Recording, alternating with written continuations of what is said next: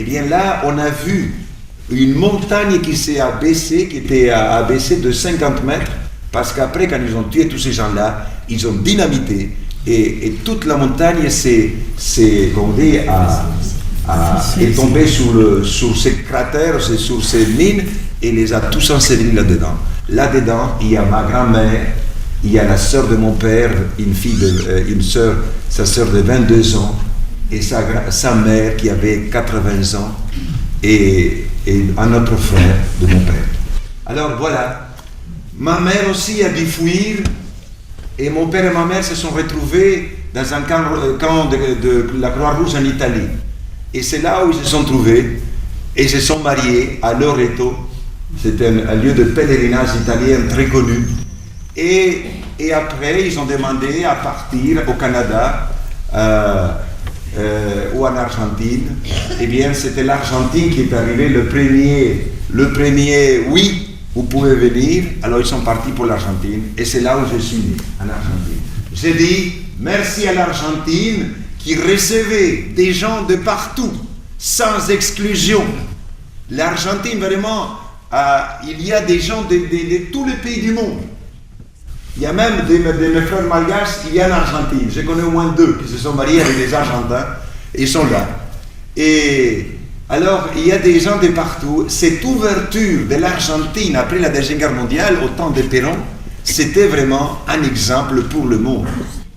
Parce qu'au Canada, mon père avait de la famille, il y avait des gens connus qui sont partis au Canada, mais il recevait que des gens forts, jeunes, pas mariés. Il devait avoir toutes les conditions physiques de faire un bon athlète. Mais tous ceux qui étaient malades, mariés, avec 3-4 enfants, non restés, aller ailleurs. Hein? Et bien aller ailleurs, c'est l'Argentine qui a reçu tous ceux qui voulaient venir et qui venaient avec un cœur sincère.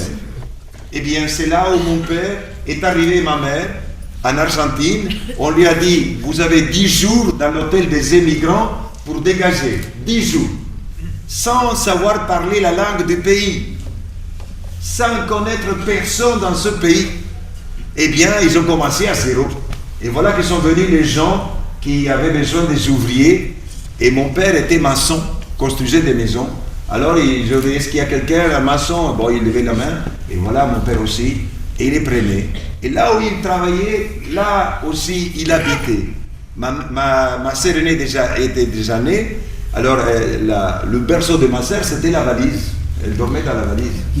Et mon père et ma mère dormaient dans les garages du monsieur. Hein. Voilà comment a commencé la vie de notre famille en Argentine. Mon père et ma mère avaient 8 enfants. 8 enfants en Argentine. À Buenos Aires, 8 enfants. C'était des choses impensables. Quand ma mère allait à l'épicerie du coin, et les dames, ils parlaient toujours. Et madame, et vous avez combien d'enfants? Moi, j'ai un enfant, et moi, j'ai 2 enfants, et moi, 3 enfants. Oh là là. Et vous, madame? Moi, j'ai 8 enfants. Les gens se prenaient la tête. Mais comment vous faites? Il y a combien qui travaillent dans votre maison, dans votre famille? Il dit, mon mari. Eh bien, mon mari tout seul. Ben, je ne sais pas comment ils ont fait, mais mon père et ma mère, pour nous donner à manger, et pour faire que nous avons tous étudié. Hein?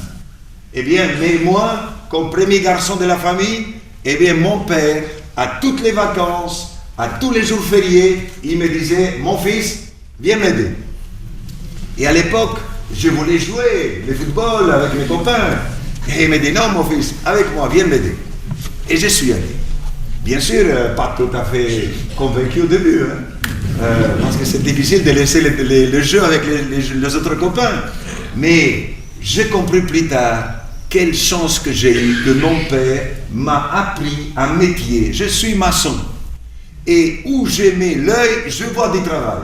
Si le père François et Claude me laissent regarder, j'ai trouvé le travail encore ici.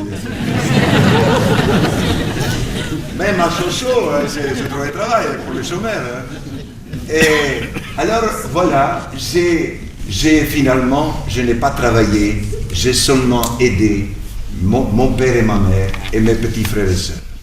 Je n'ai pas travaillé. Mais en même temps, j'ai appris un métier. Eh bien, ça m'a toujours servi.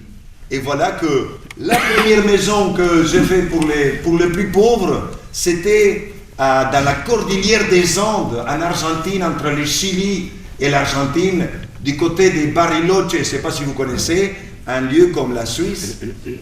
Là, l'armée argentine, autrefois, a refoulé des milliers des indigènes qu'on appelait Mapuches, et les ont massacrés là, et les ont oubliés là-dedans. Ceux qui n'étaient pas massacrés, ils étaient oubliés dans la cordillère. Et voilà que quand j'ai fini mon bac à 17 ans et demi, un groupe de universitaires catholiques argentins allait là-bas, c'était une quarantaine. Il y avait des médecins, il y avait des ingénieurs, il y avait des architectes, il y avait de tout. Et eh bien, on m'a amené un peu par hasard. D'abord, je n'avais pas 18 ans. Il dit non, je ne peux pas venir. Alors ma sœur, qui avait déjà été plus âgée, elle était assistante sociale, il dit non, mon frère, il faut l'amener parce qu'il sait travailler. Bon, ils m'ont amené. Dans ce lieu, à 2000 km de Buenos Aires, dans un décor extraordinaire, voir la cordillère des Andes, les volcans, l'Anine, c'est une merveille. Alors là, ils m'ont dit, toi, tu vas aller avec le père de Don Bosco, qui était là, salésien, tu vas aller avec lui à visiter les pauvres dans la montagne. On est allé là pendant une semaine. Je me croyais, mais au ciel, là. C'était un film, comme on dirait autrefois, cinémascope. Et j'allais avec le père là, et j'ai pris un bâton, j'avais un poncho, vous connaissez les ponchos, parce qu'il faisait il y a beaucoup de vent là, il fait froid. Alors, et on allait, on voyait une maison là-bas, on descendait, on parlait, on causait, on priait, on baptisait, et allait toute une semaine comme ça, on montait, on descendait, on voyait les gens. Pour la première fois, on me demande si je peux être parrain d'un enfant. Je dis, moi, parrain d'un enfant? Ben pourquoi pas? Voilà, je suis parrain d'un petit Indien de Mapuches pour la première fois dans ma vie, à 17 ans et demi. Et après, quand on revient au centre, ma sœur me dit, Pedro, il dit, les deux architectes qui doivent faire la maison type pour les gens du lieu n'arrivent pas à démarrer la maison et donner un coup de main. Ah, j'ai dit, écoute, Bernard, ce sont des architectes, des vrais. Moi, je suis un pauvre maçon, petit maçon. Je n'ose pas. Attends, je vais leur dire. Alors, comme notre temps était limité, il fallait faire les maisons type pour les gens du lieu. Et voilà une maison que vous pouvez imiter. Voilà le type. Alors, ils sont venus me voir, me dit, est-ce que c'est vrai que tu sais construire? Je dis, oui, mais mon père m'a enseigné à construire une maison. Et ils m'ont dit, bon, donne-nous un coup de main. Je dis, si vous me laissez faire comme mon père m'a appris, ah oui, alors, voilà que moi je suis venu l'architecte et les architectes sont venus des manœuvres. Alors on s'est mis au travail, et bien on a fait la première maison, une belle maison pour les plus pauvres en Argentine, à la cordillère des Andes, pour les indigènes mapuches.